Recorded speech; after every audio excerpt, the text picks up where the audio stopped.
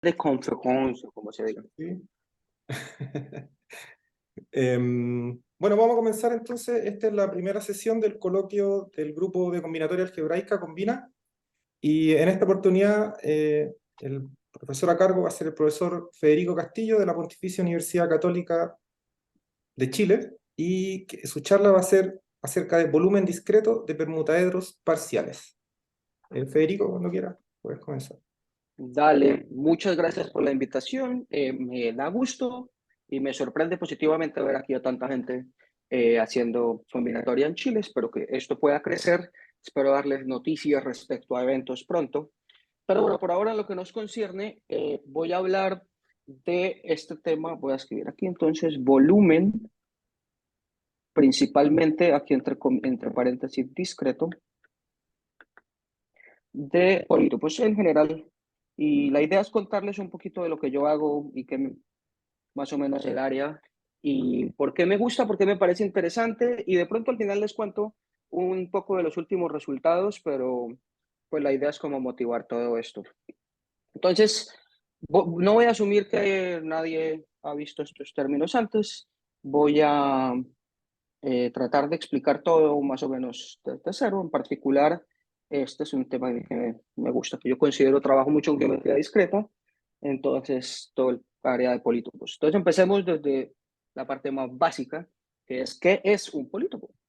Entonces un polítopo tiene básicamente dos definiciones y esas dos definiciones, el hecho de que sean iguales ya es un teorema, es el primer teorema que uno aprende. Y aquí hay dos definiciones. Hay gente que le pone la definición B por vértices. Entonces, un B polítopo es la envolvente convexa, envolvente, envolvente convexa de finitos puntos. Bueno, aquí finitos puntos. Obviamente, siempre acá hay un espacio real que para efectos prácticos llamémoslo Rn. Y hay otra definición, eso es lo que llama la definición B o la definición interior. Bueno, bueno, antes que esto, ¿qué es la envolvente convexa de punto? Bueno, lo que ustedes creen, si estamos en R2, yo les doy aquí un montón de puntos.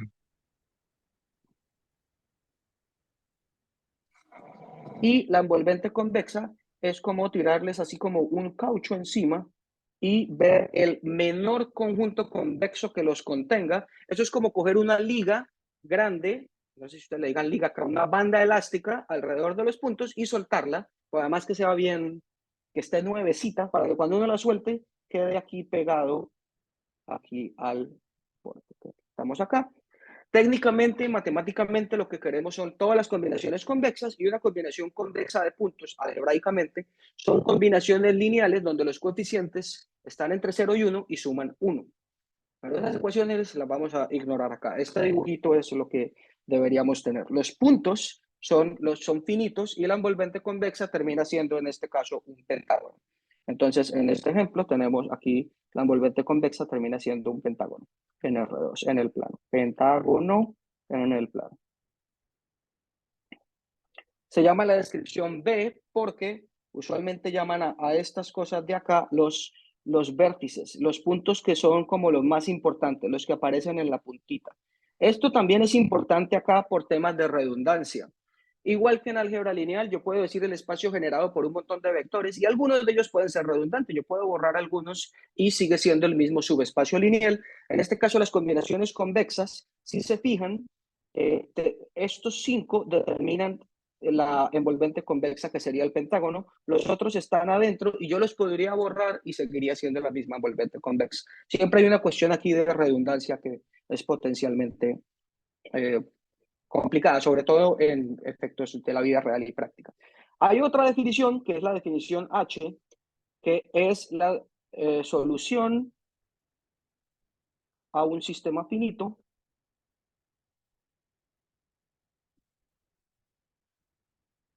de desigualdades lineares, obviamente, desigualdades.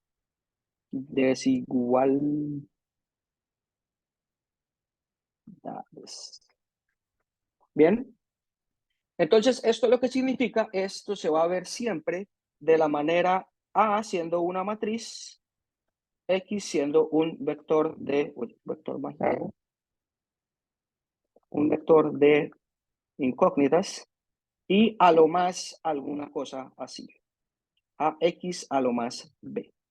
En este caso, informalmente, yo también puedo en el plano, en vez de darles toda esta mano de puntos y tirar todas las, toda la envolvente convexa, uno podría hacer algo un poco, este color está como feo, pero es lo que hay. Ah, no, no. Estamos acá.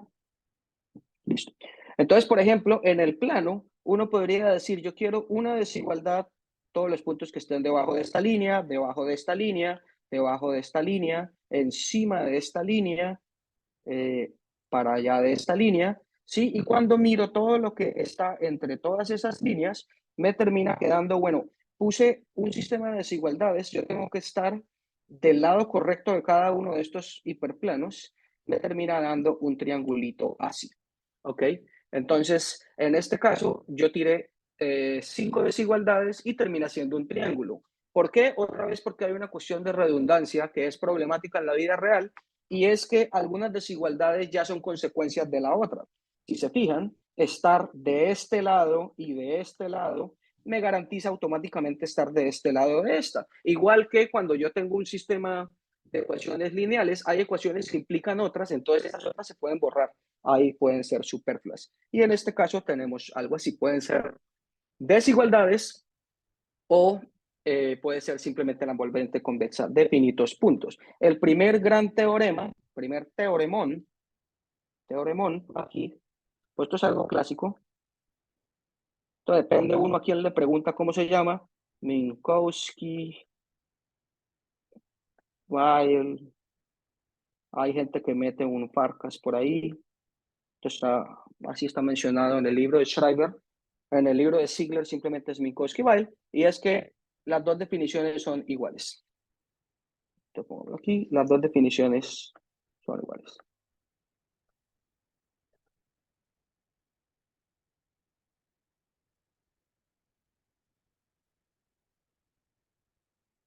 Bien.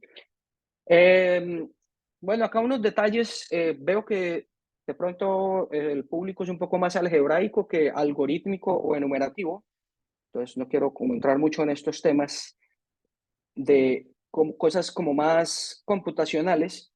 Todo polítopo es la envolvente convexa de finitos puntos o la solución a un sistema de desigualdades.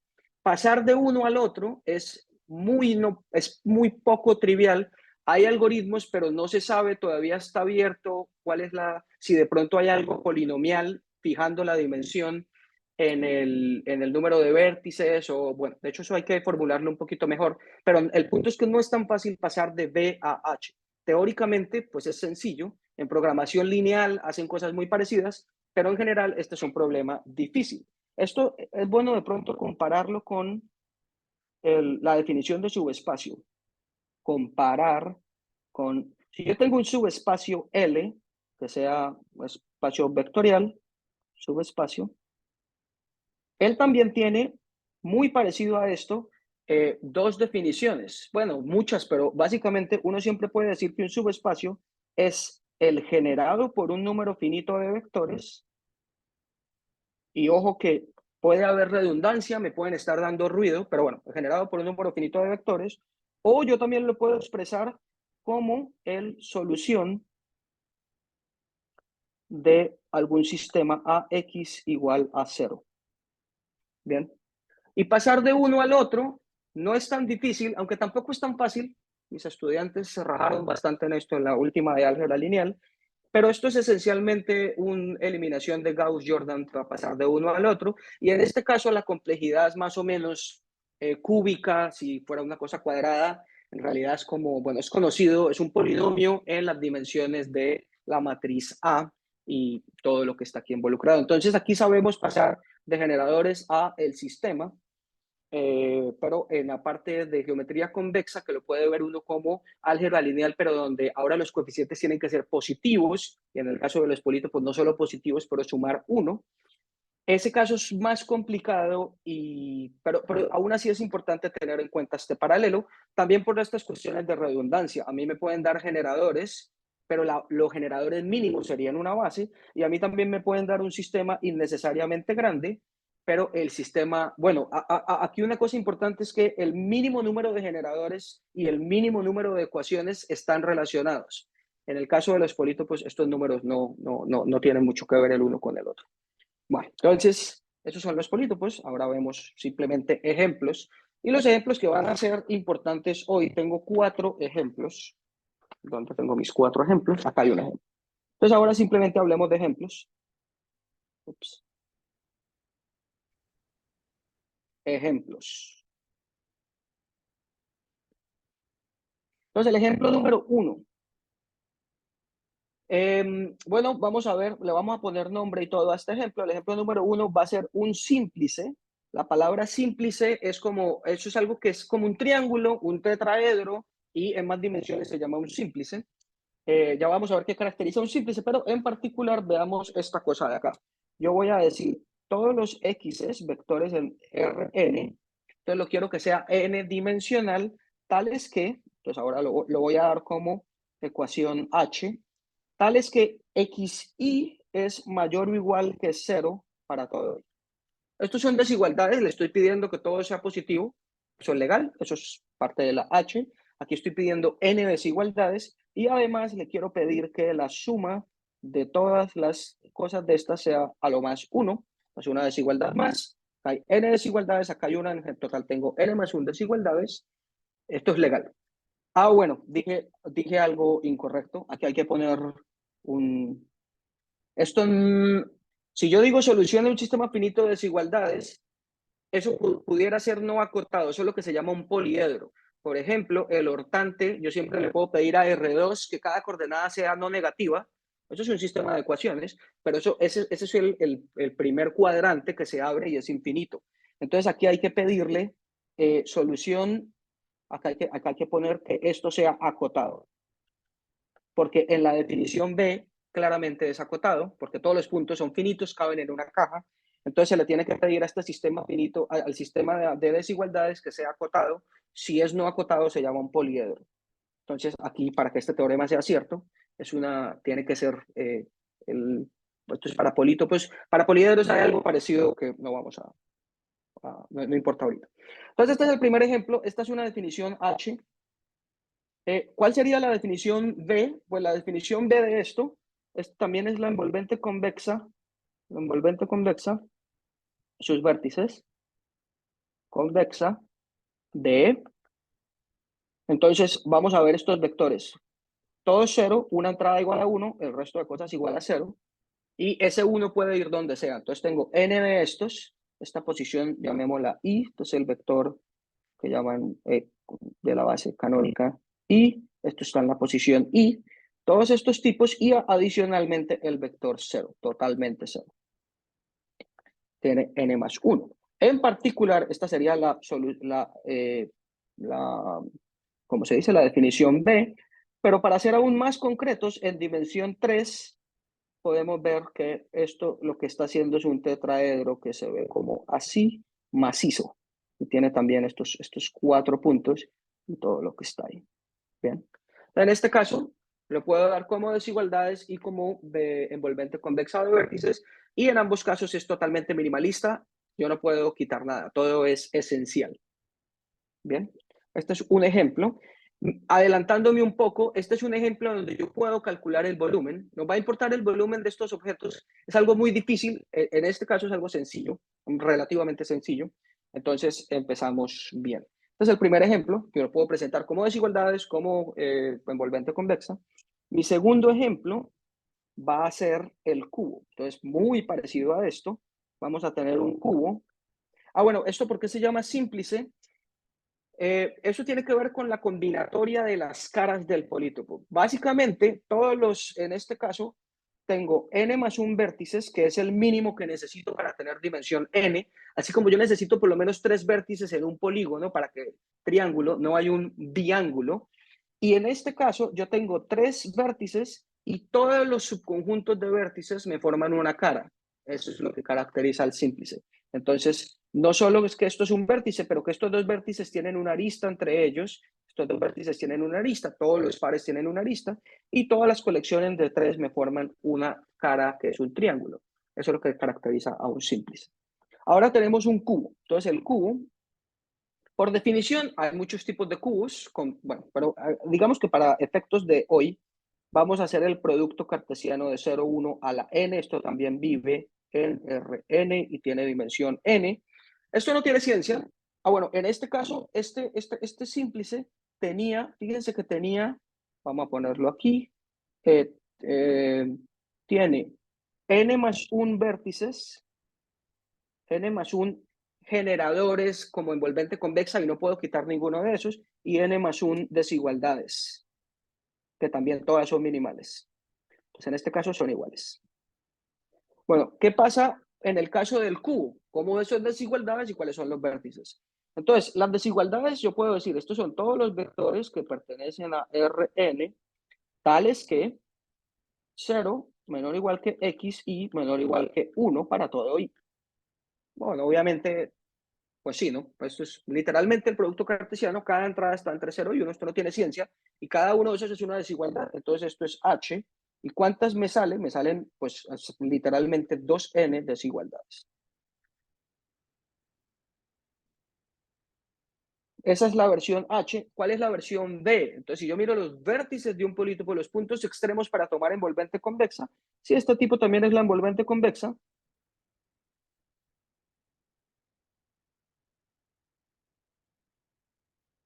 de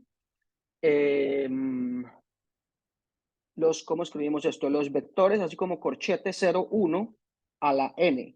Y de esta es la combinación B y hay 2 a la n. Otra vez, en dimensión 3, pues es lo que ustedes creen. Tenemos aquí el cubo, que se ve así, y tiene 6 barreras, porque en cada dirección es atrás y adelante, atrás y adelante, atrás y adelante, y tiene 8 vértices correspondiendo a todos los subconjuntos. Este tipo sería 0, 0, 0, este es 1, 1, 1, y del resto ustedes pueden ver los otros vértices cuáles serían. Este es otro ejemplo donde el volumen es relativamente fácil. Dejémoslo ahí. Volumen es sensato. Mi ejemplo número 3. Entonces, el ejemplo número 3 es un poquito más interesante, si ya conocían esto. Bueno, fíjense que aquí, otra vez, como decía, en álgebra lineal, los subespacios, si uno sabe el número mínimo de generadores, sabe el número mínimo de ecuaciones. Ahí hay una dualidad. Acá no necesariamente, este tipo tenía n más 1 y n más 1, y acá él tenía pues 2n de desigualdades y 2 a la n vértices.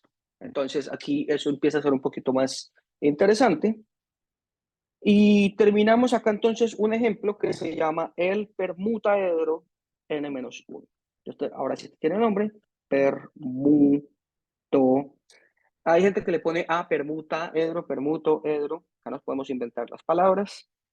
Y esta cosa, fíjense que el subíndice siempre lo pongo para que sea la dimensión. Este tipo va a tener dimensión n-1 y va a ser la siguiente. Entonces, la definición bueno, si ustedes han visto esto, la definición que uno puede ver como B, dicen lo siguiente. Yo puedo voy a inventarme otra cosa temporalmente, que es, llamémoslo así, perm n de un vector X, bueno, digámosle vector B. Voy a decir que esta cosa es la envolvente convexa de coger un vector, entonces este tipo es un vector en Rn, y yo puedo coger y actuar con todas las permutaciones a este vectorcito para todos los tipos de permuta que permutan los n índices. Bien, esta definición tiene sentido o no, vamos a masajearla. A mí me dan un vértice, me dan un vector cualquiera en Rn y yo puedo actuar. ¿Actuar cómo? Gran pregunta. Tiene que ser, para que esto todo tenga sentido, la acción permutando coordenadas.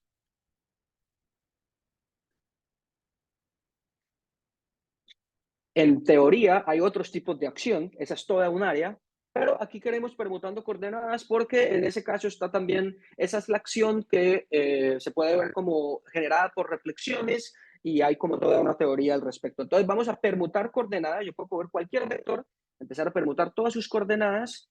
Esos son finitas, hay finitas permutaciones, me dieron un vector, hay a lo más n factorial tipos que son finitos y tomo la envolvente convexa y esta cosa tomo la envolvente convexa en Rn. Esto naturalmente vive en Rn.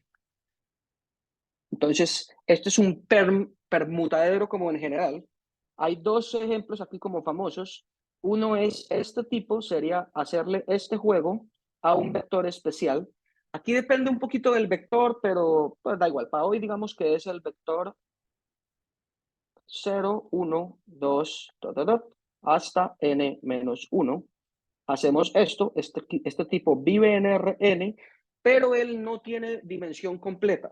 Y no la tiene porque la suma de las coordenadas siempre se está quedando igual. Entonces, si yo cojo este vector y empiezo a permutar las coordenadas, todos viven en el hiperplano donde la suma es igual a la suma de estos elementos. Entonces, este tipo en realidad tiene dimensión n-1. En el caso, por ejemplo, cuando n es igual a 3, a pesar de que vive en R3, uno está mirando permutaciones. Entonces está viendo algo así como el vector 1, 2, 3, pero todo luego también está viendo el 2, 1, 3 y así. Va cambiando 3, 1, 2, luego creo que 2, 1, 3. De pronto estoy haciendo aquí algo un poquito que no es, pero bueno, este es el espíritu. No, ¿cómo? Me eché para atrás. Esta cosa, a pesar de que vive en R3, va a tener 2, 1, 2, 3, 1.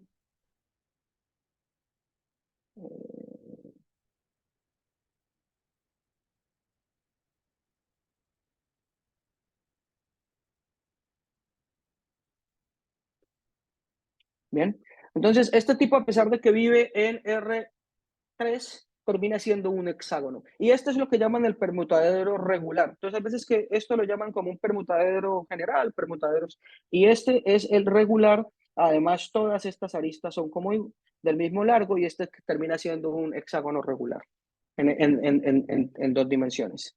Este tipo, pues como es un polítopo, tiene que tener desigualdades. Tiene que yo poder decir, bueno, ¿cómo sé que alguien está ahí?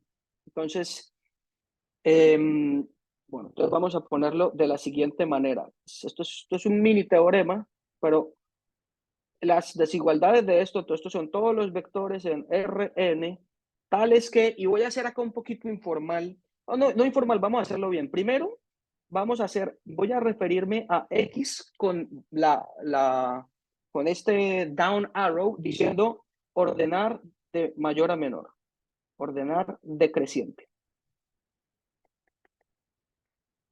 Bien, eso, bueno, déjenme hacerlo así. Y las desigualdades que salen acá, esto es lo que llaman mayorizar una secuencia, el teorema de Rado, X va a estar ahí, sí, solo sí, X1, esto. Esta es una forma entonces complicada de decir, el mayor es a lo más R-1, bien. Esto en realidad son N desigualdades, solo que las estoy resumiendo. Decir que el máximo es n-1 es igual a decir que cada uno de ellos es menor que n-1. Igual son finitas. También necesito que la suma de los dos mayores sea a lo más n-1 más n-2. Necesito además que la suma de los tres mayores sea n-1 más n-2 más n-3. Así hasta que la suma de todos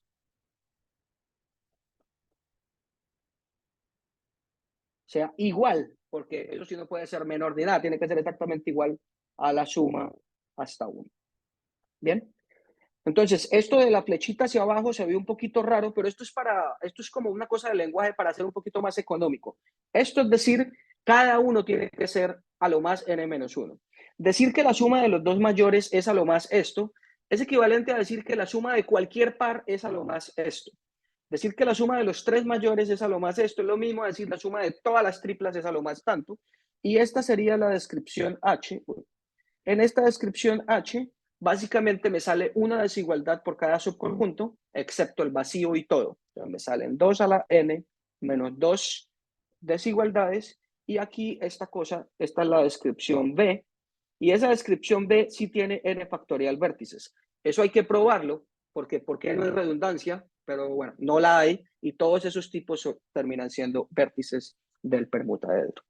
Bien, este es el otro ejemplo interesante, y antes de que me mueva al siguiente ejemplo, hay otra cosa acá, hay otra familia importante de ejemplos que mencionaré, bueno, de pronto no mucho, pero son bien populares, que es el hipersímplice, que es simplemente coger y permutar n, pero entonces cojo un vector especial, que es, voy a coger k y acá un poco de ceros. Bien, con esto me refiero a que hay k unos. Tengo k entradas iguales a 1, el resto iguales a 0. Tomo todas las permutaciones. En este caso no hay n factorial porque muchas son iguales. Hay de hecho n combinado con k posibilidades y tomo la envolvente convexa de esto. Esto es lo que llaman este es el k hipersímplice de dimensión n. n-1. Esto es otro ejemplo para tener en cuenta. Y aquí ya si estamos hablando de calcular volúmenes o volúmenes discretos o lo que sea, esto ya no es tan obvio. Bueno, en el caso del hexágono, sí podemos saber cuál es el volumen. Bueno, no es tan obvio tampoco cuál es el volumen de un hexágono, pero déjenme hacer acá una descomposición inteligente y decir, bueno, el hexágono yo lo puedo partir algo así. Y si se fijan, tengo como 3 paralelogramos, 1, 2, 3.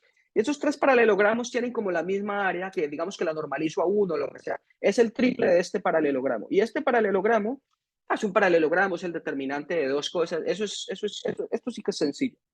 Pero eso es en dimensión 2. En más dimensiones no tenemos ni idea qué vaya a pasar. Y el volumen de esta cosa también es conocido, es interesante, pero no es para nada claro cómo se pueda calcular a priori.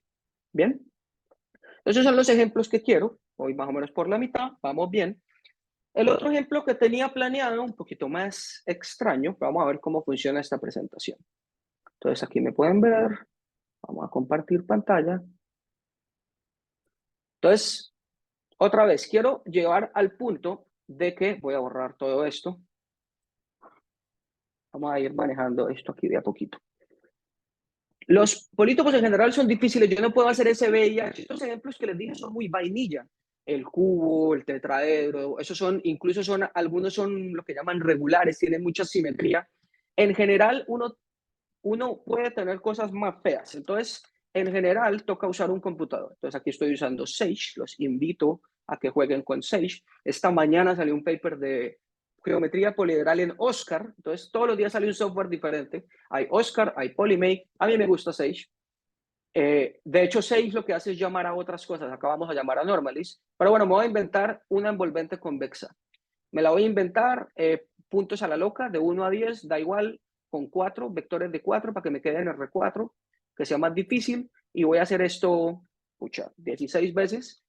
Creo un poliedro, le especifico que los vértices quiero que sea esto, es la envolvente convexa de ellos, y le pido el backend normalis, eso es una tecnicalidad, y pum, pregunto.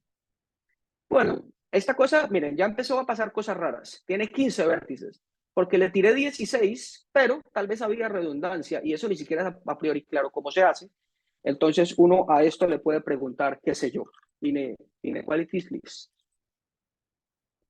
Está como feo.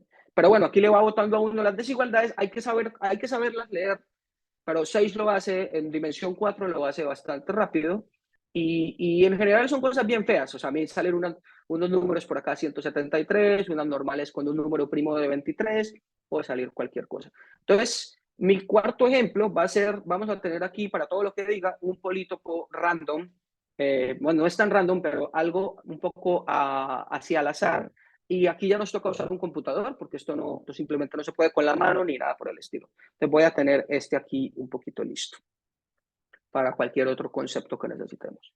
Vale. Entonces, seguimos por aquí. Entonces pongo aquí el cuarto ejemplo, el ejemplo random. Bueno, aquí donde estamos, esto termino por aquí, termino por allá. Ahora se me perdió otro ejemplo random. Entonces el cuarto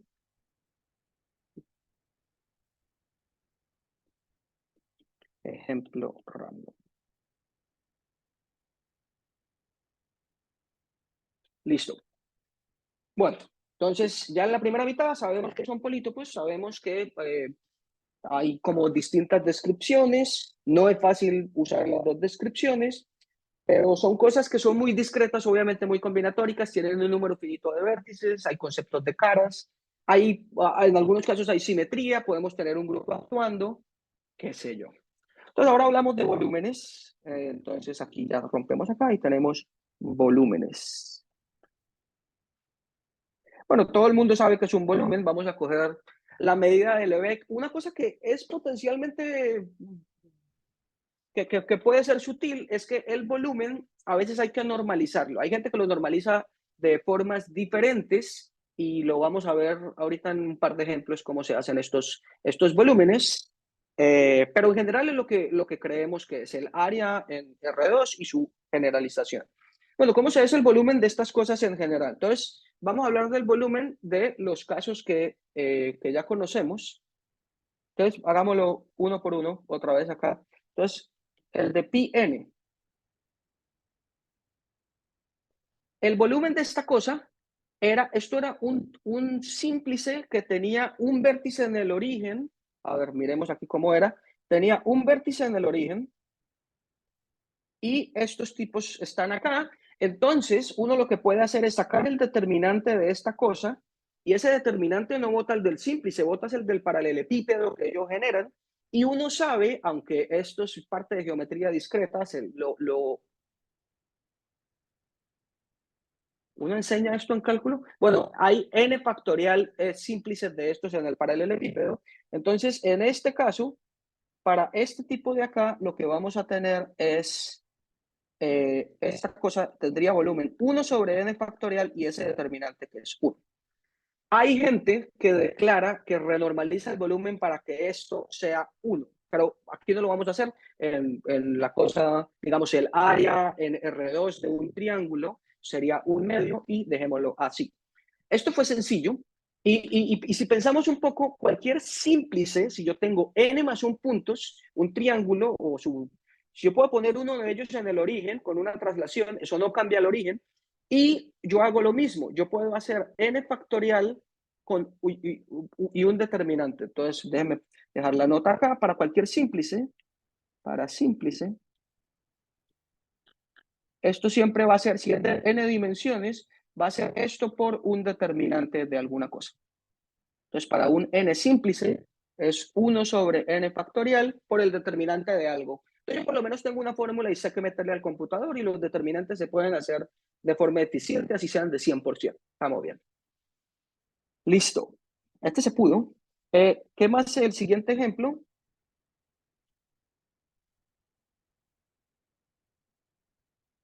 Bueno, en el caso, bueno, esto, pues, pongamos una flecha así. En el caso del cubo, esto depende, tomé esa clase de teoría de la medida hace mucho tiempo, pero de alguna manera, por definición, es 1. Se define la medida de Lebesgue como en 0,1 es 1 y luego casi, creo que por definición, el producto cartesiano es el producto, o sea que es 1. Pues casi que por definición.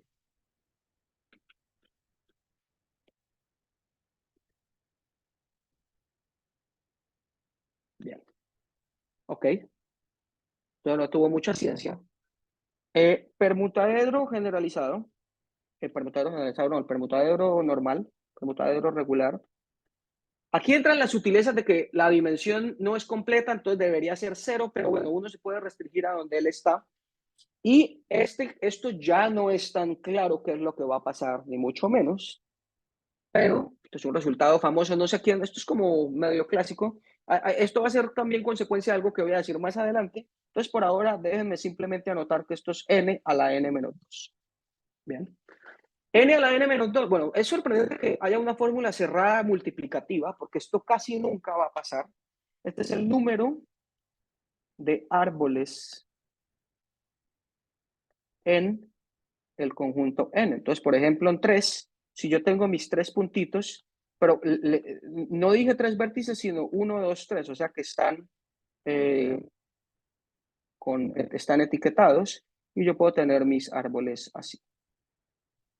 Bien, esto es un teorema serio. ¿Y esto cómo se prueba? Y uno cómo probaría teoremas en general. Entonces, técnica general, y esto es lo que hacen acá, técnica general, subdividir.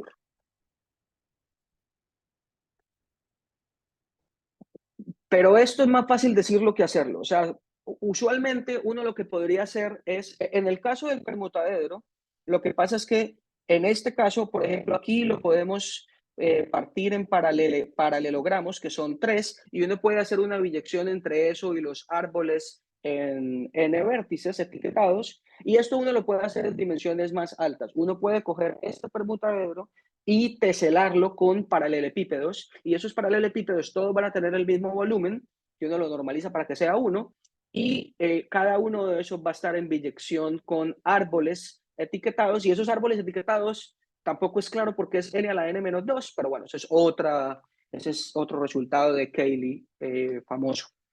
En general, uno lo que puede hacer es subdividir, uno no subdivide en paralelepípedos, porque no, hay veces que como que no le alcanzan. Uno, cuando digo subdividir, más que nada es triangular, lo que la gente hace.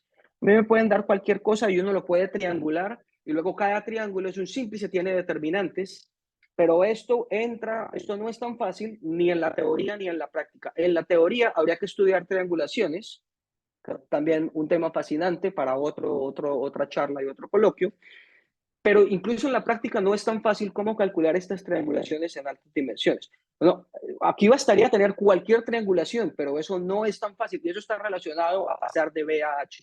Entonces, esto es difícil sacar teoremas que sean así bien limpios. En particular, nunca va a volver a pasar, pero también es raro tener incluso algoritmos eficientes. El volumen este lo voy a decir mal, no, para no decirlo mal, lo voy a dejar un poquito vago porque no anoté exactamente qué era, pero el volumen de esta cosa es, porque es que los índices se me pueden ir, pero voy a decir es un número euleriano.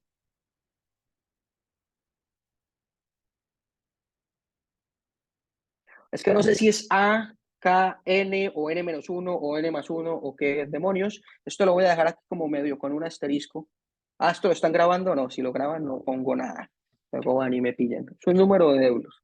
Más adelante ponemos más o menos qué puede ser, pero esto es básicamente el número de permutaciones tales que bla, bla, bla. Y esto también es interesante porque o sea, que tiene que ver el número de permutaciones con un volumen, pero nuevamente esto se prueba haciendo una triangulación interesante del hipersímplice. Hay un paper que se llama Alcoff Polytopes 1, donde hay 4 triangulaciones del hipersímplice y cada una de esas es diferente, es complicada, es interesante, pero bueno, con una de esas uno ve que el número de triangulitos que le sale, todos tienen el mismo volumen y hay uno por cada permutación con cierto número de ascensos o descensos. Bien. Entonces, bueno, esos eran los volúmenes.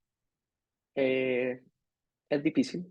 Pero eso es el punto. El punto es el volumen discreto. Entonces, ¿yo a qué me refiero con volumen discreto? Bajamos acá, volumen discreto. Hoy, volumen discreto.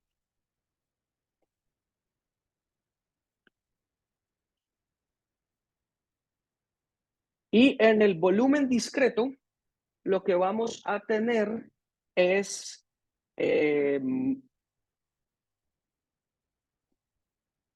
aquí lo que me va a importar es, para hacer la vida más fácil, digamos que P tiene vértices enteros, que siempre ha pasado en todos los ejemplos, vértices enteros. Con todos los vértices tienen coordenadas enteras. Esto no es pedir mucho porque, por ejemplo, a nivel de las desigualdades, yo necesito que las desigualdades tengan coeficientes racionales. Siempre y cuando tengan coeficientes racionales, al menos los vértices van a ser racionales. Y si son racionales, un múltiplo es entero, entonces no me estoy perdiendo mucho. Podría tener vértices racionales y la teoría funciona parecido, pero para hacer la vida más fácil, digamos que son vértices enteros. En este caso, el volumen discreto, vamos a definirlo, es simplemente cuántos puntos enteros tiene esta cosa. Intersección de esto con z a la n. Esto es un número ahora, es el número de puntos enteros que tiene. Como es un polítopo, es compacto, esta cantidad es finito. Y es más, vamos a hacer una función que sea, voy a dilatar p. Si yo tengo cualquier objeto, yo puedo multiplicar por 2, por 3, por 4, y aquí me va a salir una funcioncita. Entonces el volumen discreto va a ser una función que depende de dilatar t, y t es un numerito. 1, 2, así. Este es un problema interesante. Los volúmenes son interesantes medio porque sí, y tienen aplicaciones en el mundo, qué sé yo, cosas de estadística.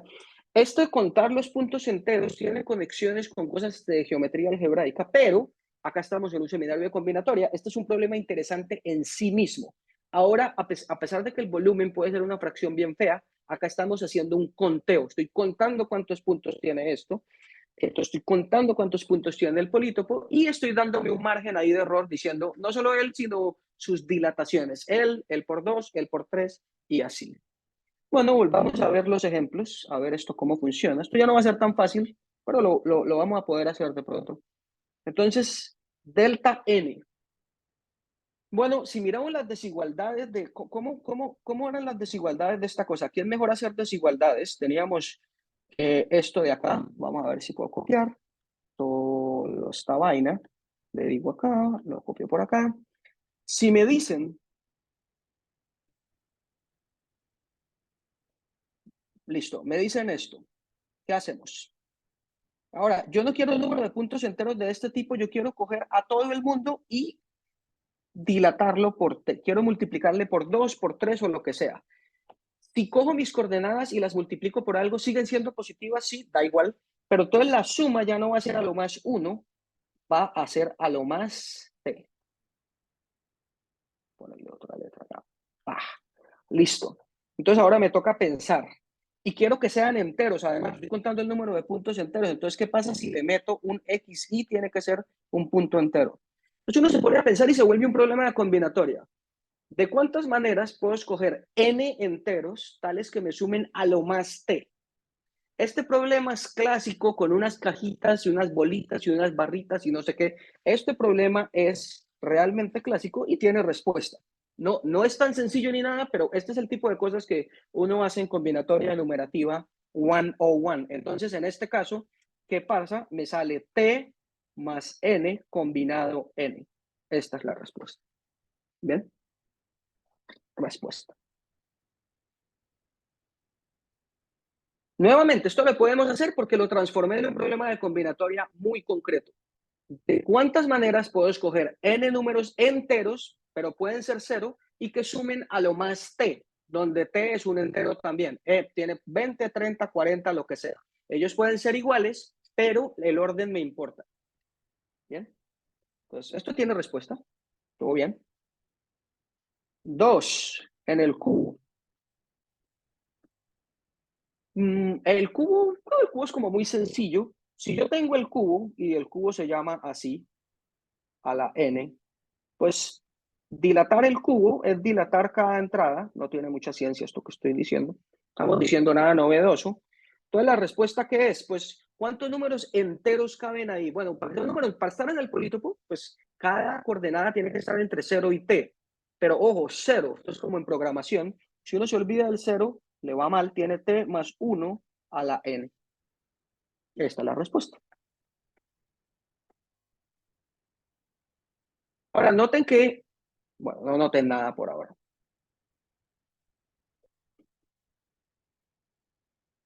Para el caso del permutadero, tenemos pi n-1. Entonces, ¿qué pasa? En este caso, lo que va a pasar es mucho más complicado. ¿Cómo voy a contar puntos enteros que cumplen no sé qué cosas? Se vuelve como feo. Aquí este es otro teoremón que toca aquí invocar a algo. Pues toca decir, bueno, esto no sabemos, pero el número de puntos enteros de este caso, cuando lo dilato por t, la respuesta es lo siguiente. Resulta ser un polinomio. Entonces, un polinomio, aquí va a haber desde i igual a 0 hasta que tenga sentido, a i por t a la i. Bien, donde a i, en este caso la respuesta, es un teoremón, Eso es Stanley 80, creo. Donde AI es lo siguiente. Esto es el número de bosques en este conjunto con ¿con cuántos? Con n menos i árboles. O sea, n menos i componentes conexas. Bien. Teorema. Listo, esto es lo que se sabe. Aquí me gustó hablar un poquito del hipersímplice. Estoy un poco afuera del libreto, pero en el hipersímplice habían fórmulas indirectas. El caso del hipersímplice, digamos que tenía unas fórmulas indirectas, pero fórmula concreta, esto es muy reciente, esto es Ferroni, 2000, ¿cuándo fue esto? 20, yo creo. 20. Y fórmula, entonces polinomio con fórmula cerrada para cada coeficiente.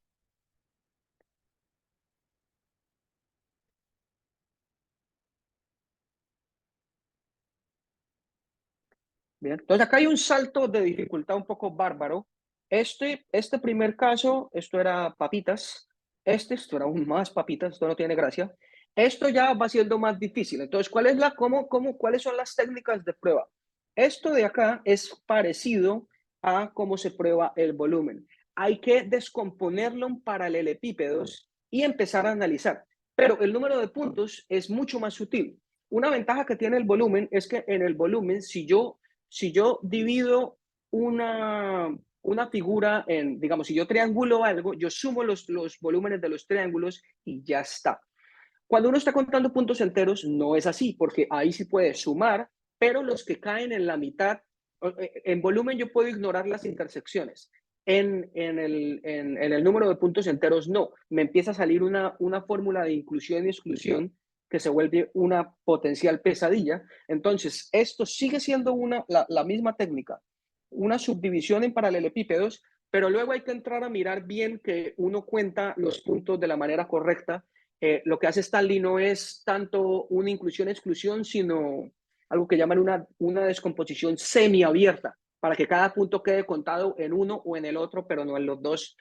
No es tan complicado, pero es una técnica muy particular del permutaedro regular que no aplica ni siquiera a otros permutaedros, porque esta cosa que era un permutaedro, hubo que esperar tiempo para que la gente pudiera hacer una fórmula parecida donde pudiera explicar cada coeficiente del polinomio que resulta.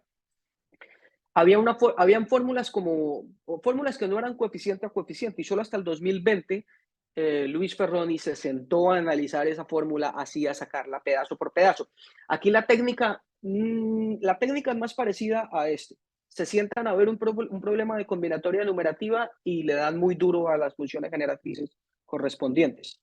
Aprovecho para decir que este señor, este estudiante, viene de visita a Chile por ahí en octubre. Me gustaría que lo conocieran los que estén por acá, o podría dar una charla. Entonces, él es de Argentina. Bien. Pero bueno, para no seguir con eso. Y el ejemplo random. No hicimos el ejemplo random acá. El del volumen. Volumen, el random. Bueno, vamos a hacerlo como los dos al tiempo. Ya verán por qué. Entonces, estos ejemplos muy vainilla. Esto se ve súper específico. Estoy diciéndoles que estos argumentos solamente funcionan en casos muy, muy, muy contados. Entonces, pues, ¿qué onda? Entonces vamos a nuestro ejemplo random. Y a nuestro ejemplo random le vamos a preguntar, bueno, aquí estoy un poquito, vamos a ver si le pregunto volumen. ¿Sí sabe? Pum, ¿cómo lo hizo? Yo sé cómo lo hizo, pero bueno, el Sage lo hace, Sage obra de maneras misteriosas, pero ustedes pueden ver, aquí también aprovecho para un poquito de propaganda, esto es open source, si ustedes se lo bajan pueden ver el código de todo. Entonces, estas magias no son tan magias como en Maple o en matemática. Aquí en Sage ustedes pueden ver detrás todo lo que pasa. Bueno, pero ese era el volumen. Ahora, ¿qué pasa si hago el número de puntos enteros? Me adelanto un poco a decirles que eso va a ser un polinomio y se llama el polinomio de Erhard. Me tengo que adelantar para pedírselo aquí a Sage y se va a demorar un poquito en hacerlo. Esto no es nada fácil. Y incluso aunque uno sepa qué es lo que hace, un poquito intenso. Pero básicamente el resultado principal acá de lo que hemos visto es que este volumen discreto, cuando yo cuento el número de puntos enteros en estas dilataciones, se vuelve un polinomio en la variable t, la variable dilatación. Entonces, en este caso, 6 no lo calculó y nos dio esto. Es un polinomio que tiene estas propiedades de acá, tiene grado 4. Ah, pero aquí creo que hay algo que no puede ser una coincidencia. Este número esto está un poquito random. Aquí tiene un 1 sobre 24, que es como 4 factorial, pero este número está random y este número es el mismo. No puede ser casualidad. Acá hay otro número que no nos importa, acá hay otra cosa, acá hay otra cosa y acá hay un 1. Bien, entonces del ejemplo random podemos ver que como unos patrones acá esto tiene que ser parte de un teorema, que de hecho lo es, que de hecho lo es. Bueno, ¿qué hice? Entonces, en el ejemplo random, bueno, entonces hacer ejemplo random. Random hecho. Listo. Entonces, ¿qué pasa aquí? ¿Qué podemos ver de todo esto? Si se fijaban en el ejemplo random, lo pedí que fuera polinomio. Entonces miremos a ver, ¿será que siempre es polinomio? Hagámoslo así como hago. Polinomio en la variable t. Bueno, esto sí es un polinomio. Uno no lo escribe así, pero pues sí es un polinomio, porque si yo lo quiero expresar, esta cosa es t más n por, empieza a caer t más n menos 1. Hago n de estos, o sea que terminan 1, y acá le pongo un n factorial. Si n está fijo, ¿esta cosa es un polinomio en t? Sí, está interesante eso. ¿Y quién es el término, el coeficiente principal? Aquí me va a salir un t a la n, pero me va a salir es un 1 así t a la n. Me va a salir un poco de cosas. ¿Y cuál es el coeficiente constante? Pues el coeficiente constante no puedo coger t en ningún lado. Tengo que coger n menos 1, todos esos números hasta 1. O sea, tengo que coger n factorial, pero este n factorial me lo mata y me deja esto igual a 1. Igual que el término constante que vimos en el ejemplo random. Entonces, está como interesante. Vamos a ver aquí este caso. Este caso es un polinomio en t, pues claro. ¿Cómo abre? Abre con t a la n, un poco de cosas, y al final termina con un 1 claramente. Bien. En este caso, esto estuvo como raro, pero a ver, ¿quién es el coeficiente principal? Pues yo no puse acá ningún borde, digamos que esto es infinito, pero el número de bosques con n menos i árboles, el, este i, o sea, el número de componentes conexas, ¿cómo decirlo? Lo más grande que i puede ser, pues uy, es n menos 1. Ah, claro, porque este tipo tiene dimensión n menos 1, claro. Aquí lo más grande que él puede ser, y lo más grande que puede ser es n menos 1, que le quede una componente conexa. Y entonces el grado de esta cosa es t a la n menos 1, o sea que la dimensión y el grado son lo que están relacionados, pero sí, este tipo tiene dimensión n menos 1. Y el coeficiente que le sale acá sería el número de bosques con una componente conexa, o sea, el número de árboles, que era el volumen por el teorema que habíamos visto arriba. ¿Y qué me sale de término constante? O sea, ¿qué tiene que pasar para que i sea 0? Si i fuera 0, entonces me sale el número de bosques con n árboles, n componentes conexas. O sea que cada uno tiene que estar en su propia componente conexa. O sea que no hay aristas, o sea que solo hay uno. Entonces sí me sale este uno acá también.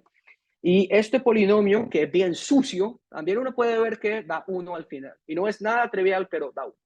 Entonces, todo esto se reúne en un otro teoremón. Entonces, teoremón, oye,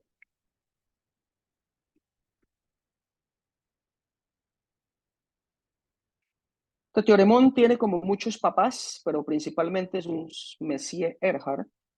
Este tipo era profe de colegio, pero hacía como investigación ahí en sus ratos libres. Y Ian McDonald, que sí es eh, famoso por otras cosas, ese es el mismo McDonald del, ¿cómo se llama? Tía McDonald. Esta gente que probó lo siguiente. Entonces, primero, pues sí hay un polinomio. Entonces, el número de puntos enteros, uy, lo pongo acá.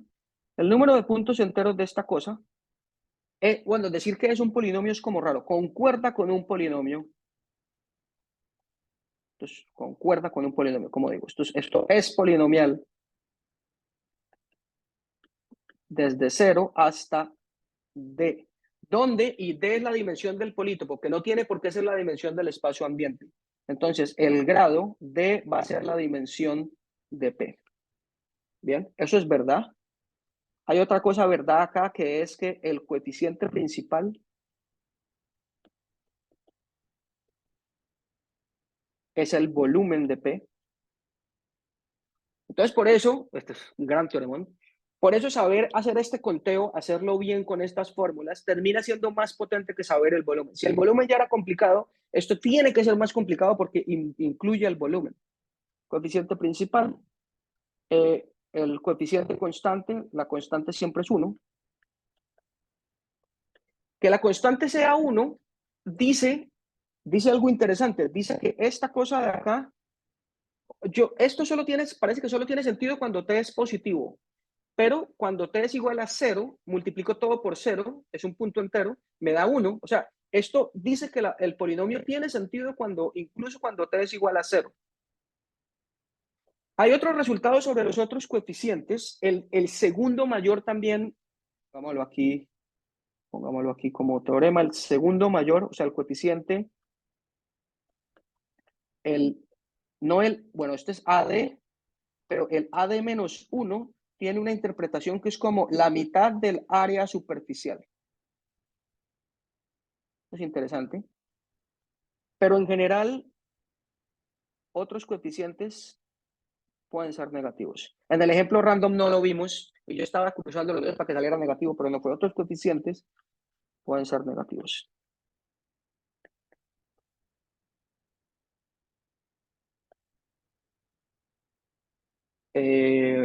Tienen algo que ver con áreas de caras, pero esa relación es mucho más complicada. En particular, puede que se multipliquen por negativos.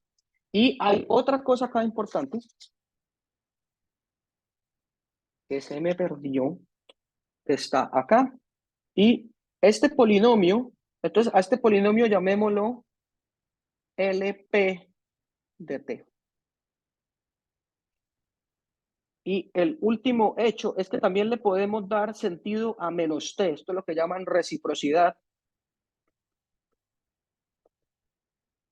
Si calculamos ese polinomio y le ponemos menos T, es una idea un poquito loca, porque ¿qué sentido tiene dilatar por menos T? No parece tener mucha lógica, pero acá me da, esto es por el número de puntos enteros en una dilatación, pero en el interior.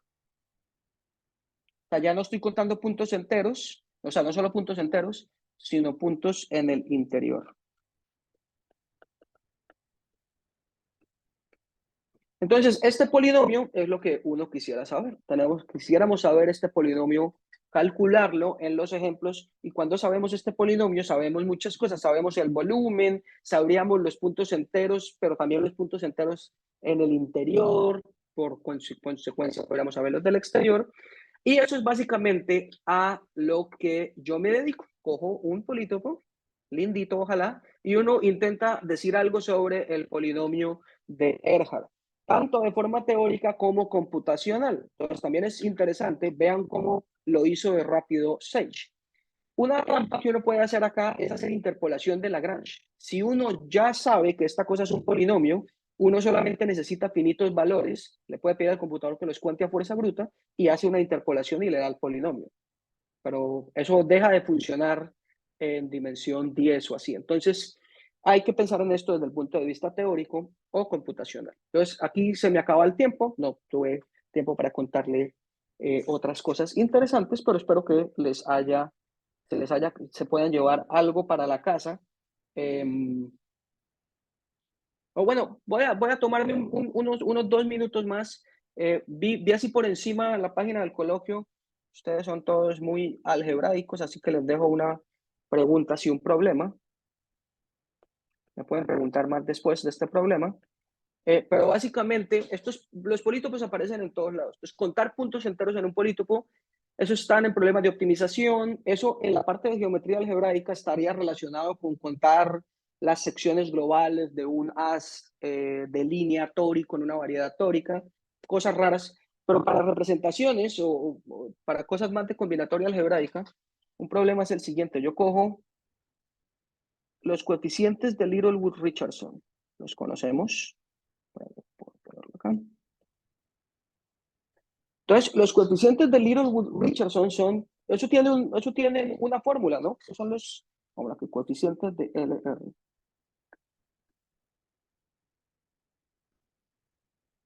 Estos tipos tienen una interpretación combinatórica. Ellos cuentan la cantidad de tableros tales que, y hay un montón de reglas de Littlewood-Richardson que, cual más complicadas. Pero hay una forma de estirar esta cosa y decir, vamos a ponerle un parámetro T a todo esto. Yo puedo estirar esto y esto es lo que llaman coeficientes estirados, stretch. Esta cosa de acá se vuelve un polinomio T. Esto es un polinomio de Erhard. Esto es un polinomio de esos de Erhard.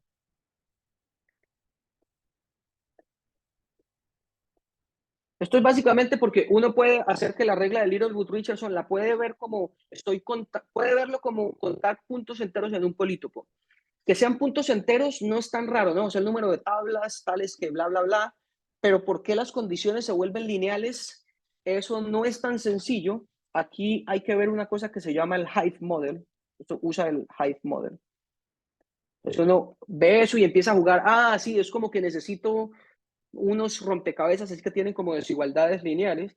Y este polinomio tiene, entonces aquí este problema, o esto me lo dijo un señor Ron King, no sé esta conjetura dónde es. Él estudió esto en otros contextos, pero él, por ejemplo, tiene una conjetura, entonces conjetura, o sea, no tiene ni idea de estos polinomios que son, pero que tiene coeficientes positivos,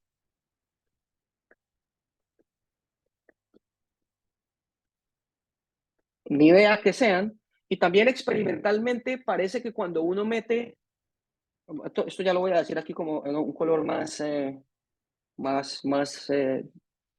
ni siquiera es una conjetura, esto es, cuando uno calcula estos tipos, parece que cuando en valores pequeñitos es cero. O sea que parece como que de alguna manera el polítopo asociado no tiene puntos en el interior, pero no sé eso qué significa, o sea, o eso qué significado pueda tener. Entonces, como que otra cosa puede ser como revisar los puntos en el interior, o qué significado tienen los puntos en el interior. Y no es cero, parecen ser casi siempre cero. ¿Qué significan? Entonces son puntos enteros, son algunas de esas tablas, pero hay unas que están como adentro, o parece que no hay nada adentro. Hay como algo misterioso con ese polinomio. Entonces este es un ejemplo de polinomio de Erhard, cómo aparece contando coeficientes de Littlewood-Richardson toca que estos tres shapes sean como una base y uno las estira de cierta manera. De esto podemos hablar más después. Ok, entonces, pues no hubo tiempo para contarles nada más, así que dejo de compartir por ahora y es todo. Bueno, muchas gracias, Federico, por la charla. Interesante. No sé, abro la palabra a ver si alguien tiene alguna pregunta.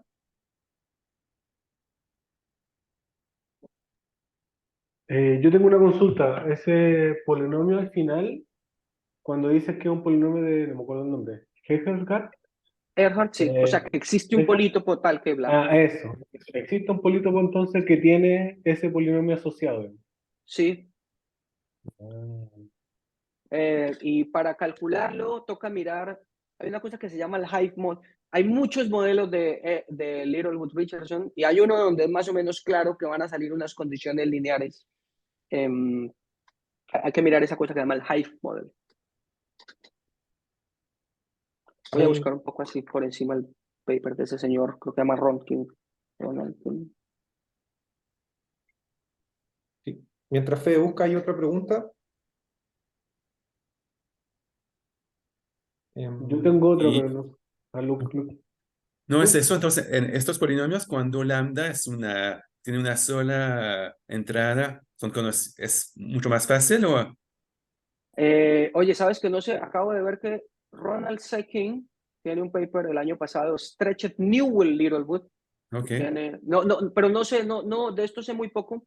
Me lo encontré en un FIPSAC y me habló de este problema. Pero tenía varias preguntas, voy a buscar aquí.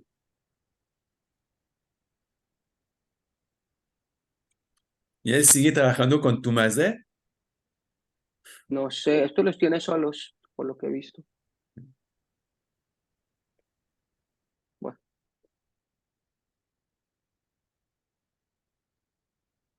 Yo no pero sé, claro, creo que el polinomio no estaba calculado en ningún caso general. Tenía más, era como ejemplitos pequeñitos. Ah, ¿dónde está? Bueno, esto está relacionado, pero no es lo mismo. Ya les pongo aquí en el chat. Ahí habla de New, no sé qué es esa cosa, Newell Little.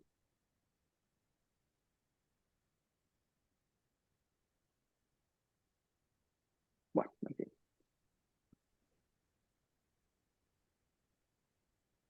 yo tenía la duda, pero ahí no sé si conoces tú o quizás Luke, si esos coeficientes de Liverpool-Richardson tendrán algo que ver cuando se multiplican polinomios de Hall-Liverpool o no sabes si. Luke sabe. Entonces, Luke está Lux, afiliado, no. Son las funciones de Shaw. Yo no sé, Pero por ese T, por esa deformación. oh, no sé, lo dudo. eh,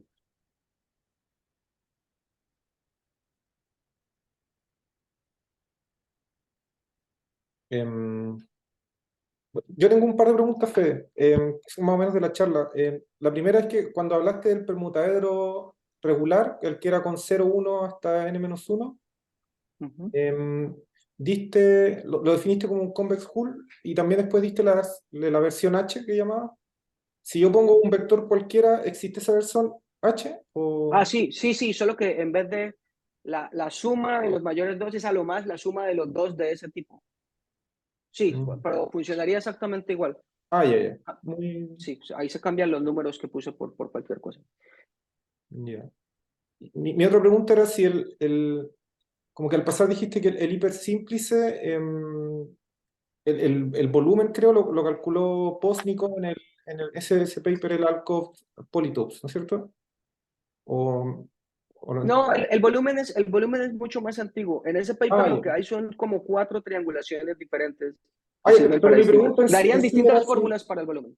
mi pregunta es si el hipersímplice es un Alcove Polytope o... Sí, pero no de frente. Tienen que hacer un cambio de coordenadas. Ese es el Mm, ejemplo, ese es como el ejemplo principal de todo el paper. Y no es, o sea, hay que decir algo para que sea un alcoholito. De frente no es. ya. Y mi última pregunta es como más existencial, es como, ¿cómo se prueba que algo es un polinomio? ¿O cómo lo hizo Erhard para saber que a priori esa cuestión era un polinomio?